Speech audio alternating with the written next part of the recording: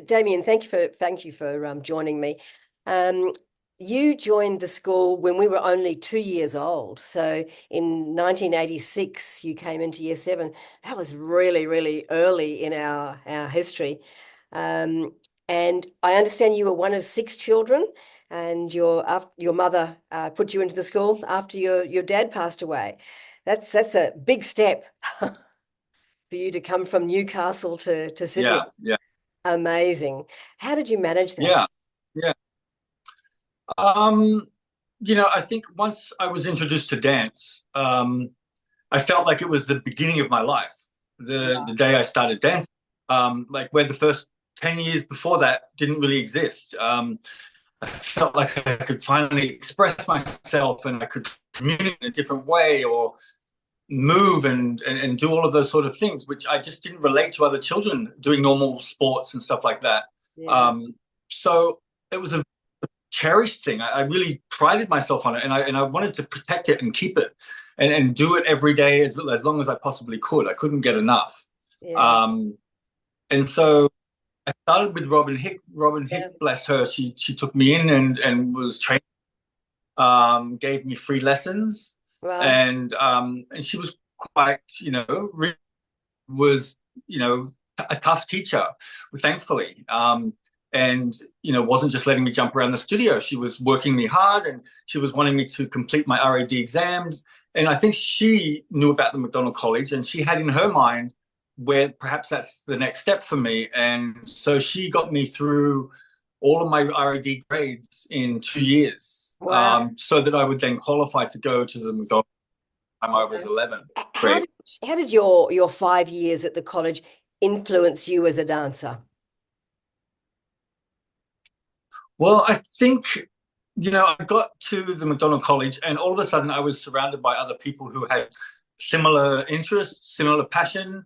Um, and and that just really was very supportive to me being in the college. And there was so much creativity coming out of all of these kids. I mean, it must have been a nightmare for the staff. I can't imagine how it was with having all these young creative kids bouncing off the walls.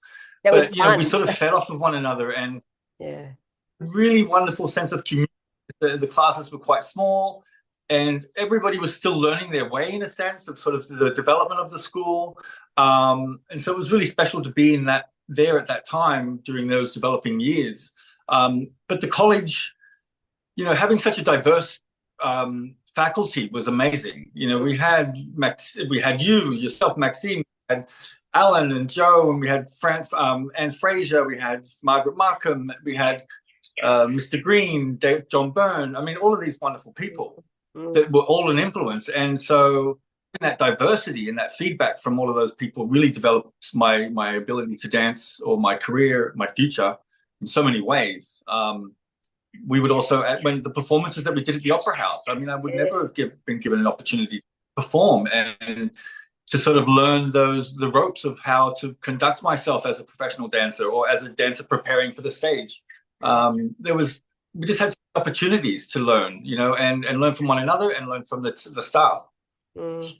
Yeah, we were certainly in those very early days where none of us really knew where we were going or what we were doing. We had a dream, and I think Yeah, teachers and students alike had that dream. So that's what we were all pursuing, which was yeah. it was pretty special.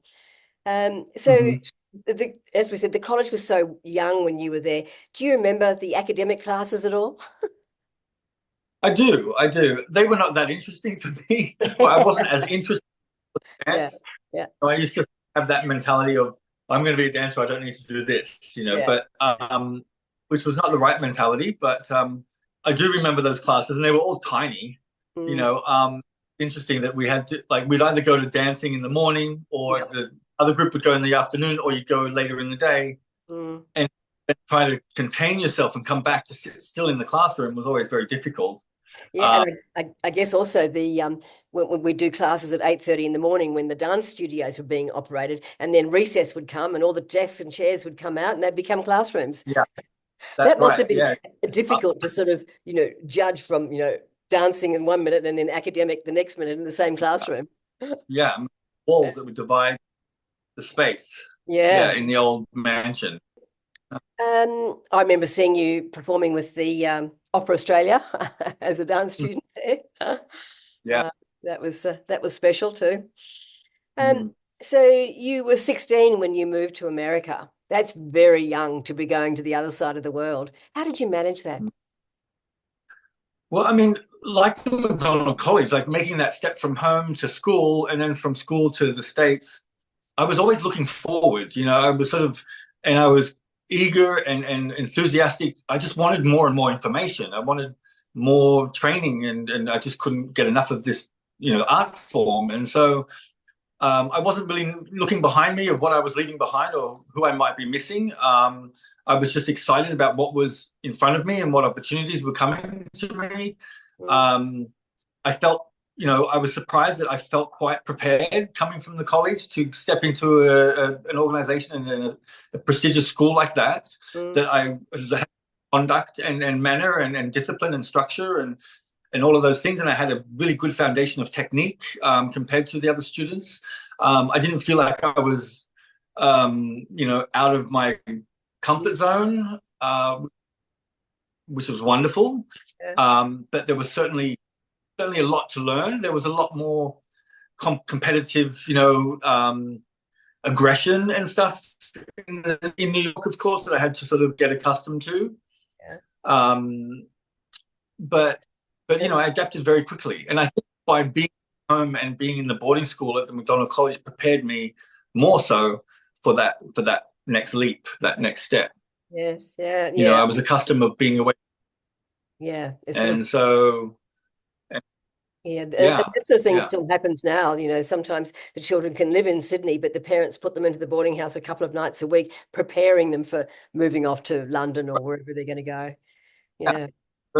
So when you left us, you It's went very to American Ballet Theatre in New York. Um, Went to the School of Ballet, the New York City Ballet School, the New York basically. City Ballet School, was it? Yeah. Okay. Right.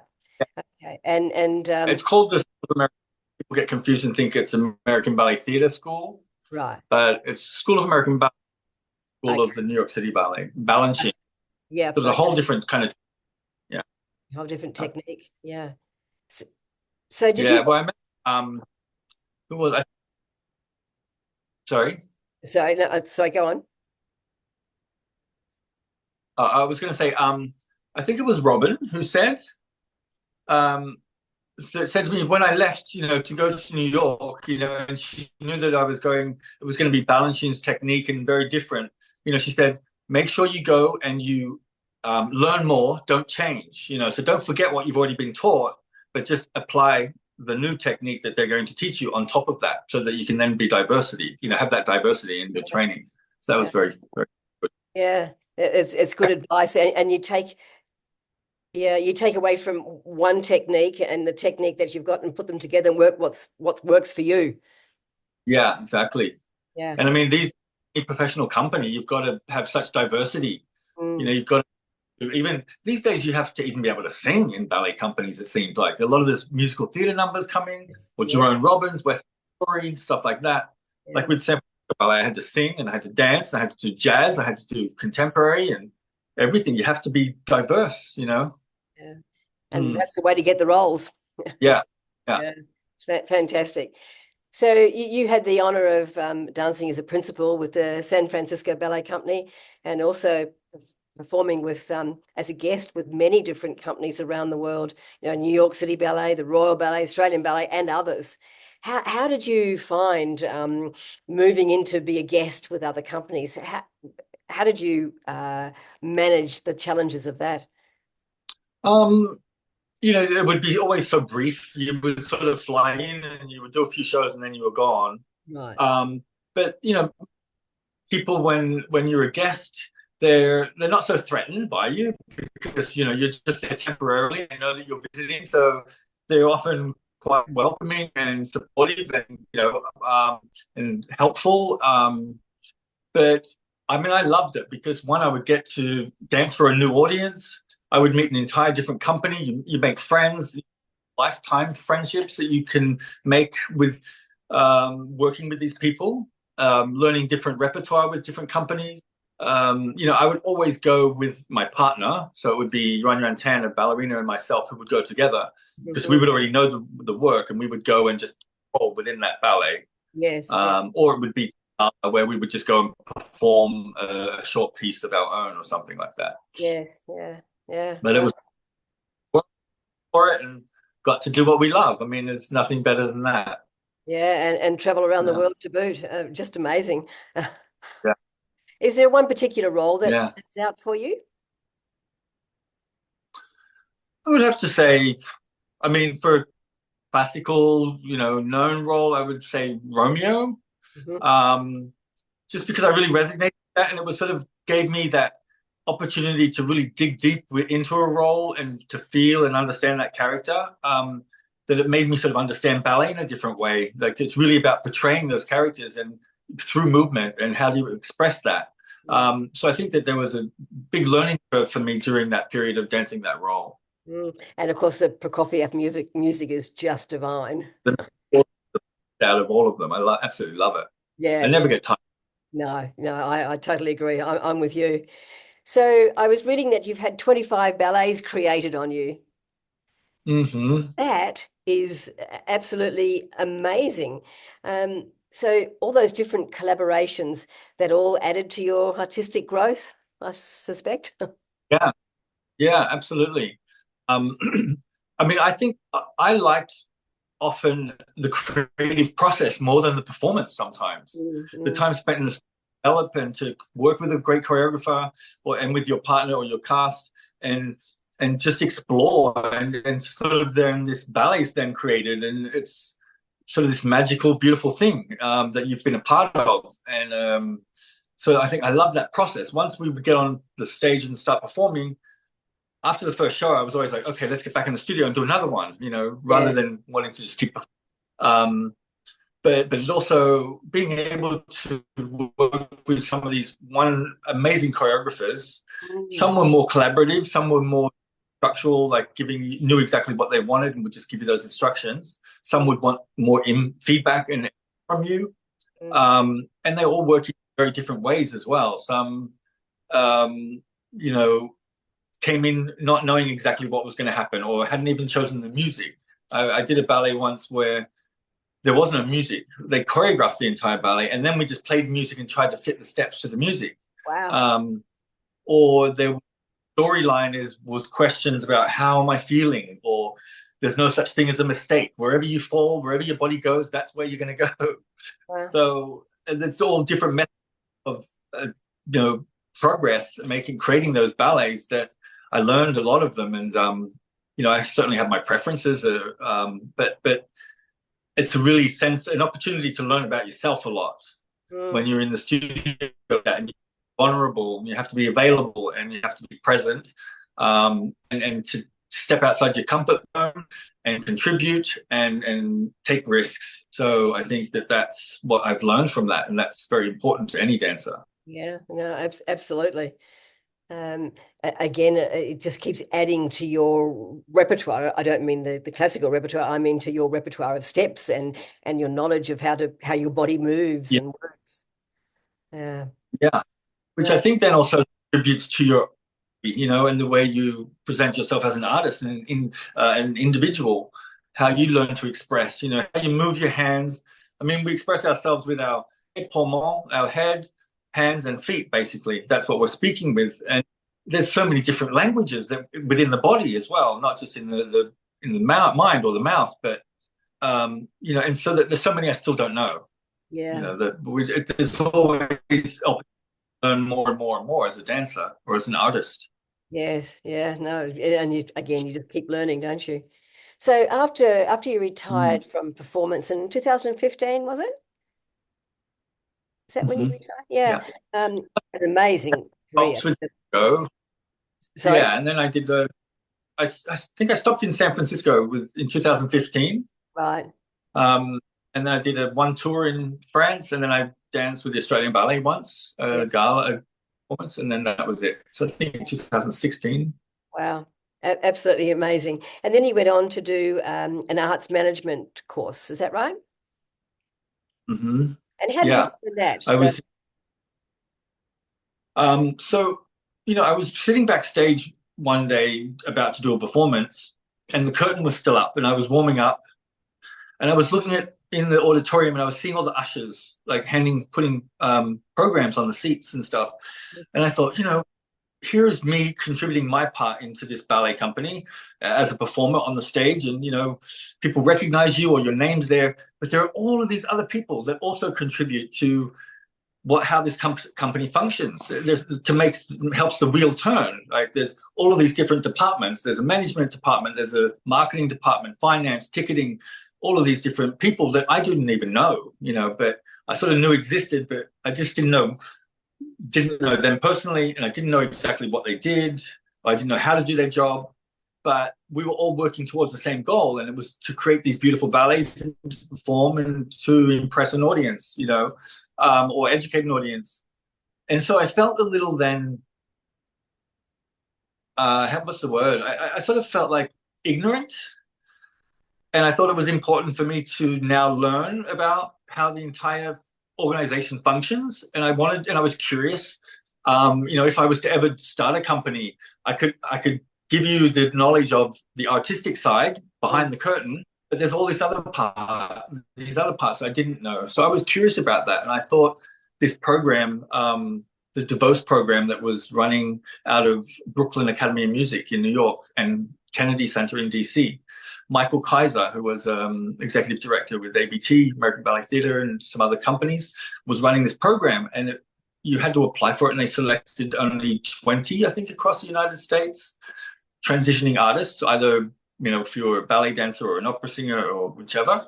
So I got selected for that, which was great. And then they pair you up with an organization, and you basically run the place with guidance. You have a mentor who sort of helps you, but you step into a real life company and you're playing the artistic director, you're playing this and whatever roles you might need to learn, and watching how it all just unfolds. So I was paired up with this company in New York, and I had to produce these performances for Brooklyn Academy of Music in like 2 months. And it was so much work. It was crazy, but I did it, and I learned a lot in a very quick time. They also taught about fundraising for non-for-profit organizations, and how to market, and how to develop and create donors and all of those sorts of things. So it was very, very valuable to me. Yeah, no, absolutely. And I should suspect they're all skills that you're applying now as you run the National Ballet School Yeah. in Melbourne. Wow, amazing. So what aspects of your extensive career do you apply to your role now as artistic director? Are you teaching? Do you pass on repertoire? Or I think I sort of wear many hats. Mhm. I teach assessments, some of the work for the RTO courses that we hold. I teach ballet class. I choreograph our productions. Right. I try to delegate as much as I can, not to give the work away, but to also just have my team also contributing and feeling that they're valued, and their knowledge is appreciated. Yes. Everybody choreographed for the production. We have a very good collaborative team. I feel that I'm very well supported, and I'm very fortunate to have them all. Aspects of my professional career that I incorporate, I feel that I sometimes treat the students like professionals, like what I expect of them. Like, come on, get it up, get it. No, you should be able to know that. You should be able to do that. But I have to sometimes remind myself, quite often, they're still learning. Be patient. Yes. But I'm certainly teaching them the reality of a ballet company or the industry as much as I can, wanting them to learn tools of independence, not just ballet technique, but how to stay healthy, how to have a healthy body, healthy mind, and a healthy approach. Yes. In all of those aspects of long career. So, Yeah. but also be independent, contribute, not just be instructed all the time, feeling that they're valued and something into contribute. It. Yeah. Yeah. Yeah. Excellent. And I also see that you've created some films. Have you explored your other creative outlets and created some short films? And one of them was reflecting your Indigenous inheritance, heritage.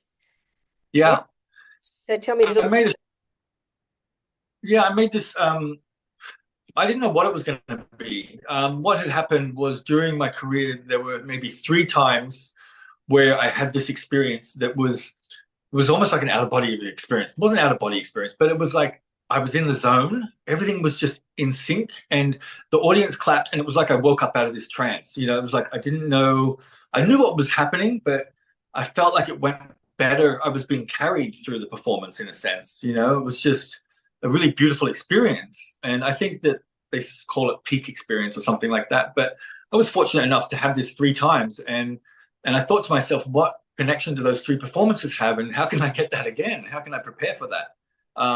And the only connection I could make was that I said a little prayer to my dad, who passed away when I was 2, and I was just like, oh, Dad, look out for me, help me get through this show, help me show the audience how much I appreciate where I am, and do my best, you know. And so for for myself, I decided to choose that was who was carrying me through my shows, and so I felt I needed to make a tribute to my father and say thank you.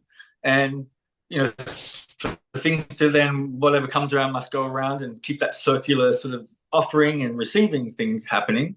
So I thought I need to do something for my dad. And so I didn't know whether it was going to be a film or a dance or a song or whatever, but I just started to talk to people about it and saying what I wanted to do. And all of these people came into my life, all the right people at the right time. I worked with a choreographer on steps. I learned about my father's Indigenous heritage. I studied symbols, about shapes and stuff like that. So I created a story with the Aboriginal symbols to tell a story about my family. And with that, I created basically, I danced on 4 canvases, dipped my feet in paint, and I would dance on the canvas, painting the story, doing the choreography. So it has all these levels and elements of you know, intention of what it's about. It's very abstract if you see it. But it was sincere, and it was beautiful, and it was from my heart, and I didn't care if anyone liked it or not. I didn't care if anybody understood it or not. Yeah, The you're doing purpose it for you. for myself and a gesture to my father, and somehow it just blew up. It went to like 7 film festivals, and people heard of it and wanted it here, and it went to the Silicon Market Fair and all of these things. So it had all this success as well, which was sort of interesting because it was not my intention. Yeah, yeah. Okay. And How, are you still pursuing that at all? sorry? Are you still pursuing that sort of film making at all? You probably don't have Well, time. yeah, I mean, I love the fact that you can suspend time in dance on film, Mhm. um, and you can capture that's permanent, where Yeah. dance is ephemeral, where it just you performance is over, so to speak. But so that was a really interesting part that I liked, the editing aspects of creating then another piece on top of the piece with the editing. Yeah. But no, it's not something I'm pursuing per se right now, but I would certainly like to do more of. So looking back on your journey at McDonald College to your global career, and now having you back in Australia, what key lessons do you hope to hand on to aspiring dancers? Um, Key lessons I would say is that be careful not to, don't think the grass is always greener. Hmm. You know, it's about making the best where you are, Yeah. the situation that you're in. Often we sort of think, well, what I don't have is maybe better than what I have, and it's not always true. That really sometimes you can be in the right place. You just need to sort of understand that. Um, be grateful for any opportunity to be a dancer in any company, anywhere. I mean, it's a blessing that we get to do this art form. It's a privilege that we should be very appreciative of anywhere. Respect it, work hard, but also take risks. Don't always be only do what you're instructed to do, but do and trust your heart and follow your heart. And if there's something you feel, do it. You know. Also, when you dance, don't just do it. This year, I mean, this generation, I feel, is very much looks at videos, looks at Instagram, looks at social media, and it's all the visual, and they neglect the ability or the understanding of feeling. And I think you've got to feel more as a dancer rather than the doing.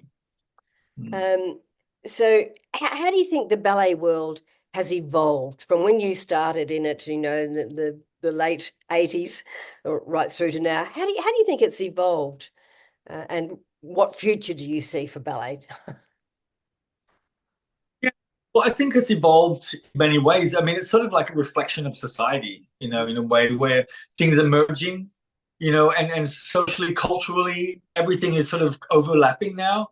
And then that's sort of what's happening on the stage, where there's contemporary choreographers working more with ballet companies, or there's now rap dancers that are in ballet, repertoire, or so there's this crossover, which is trying to then develop and of course create a new, you know, individual form of dance by merging things together, which I think is wonderful. I think it's really what's important is that any performance, I think, should reflect its culture in some way, or give the audience something to relate to. They just did Oscar Wilde with the Australian Ballet, which was fantastic, which I went to see. And it's so good to see a ballet about those subjects, Mm, which wouldn't have happened when I was younger doing ballet. yes. Um, so there's a lot more of just acceptance within the different genre of dance, and of course things are just happening quicker. Um, and kids are just more and more talented. The ability of what the people can do these days is just insane. Like Mind-boggling, these isn't it? people doing 15, 20, 25 pirouettes. It's just Yeah. insane. Um, Yeah. but where is it headed? I have no idea. I Yeah, no, wouldn't, can't. it's probably a bit of a silly Yeah. question. Who does know? Who knows where you're getting? So finally, as the McDonald College, celebrates its 40th anniversary, what message would you like to share with our school community for future generations of students and performers? Um, I would say take everything you possibly can from your time at the college. Um, they're pinnacle and very developing years and of one's life.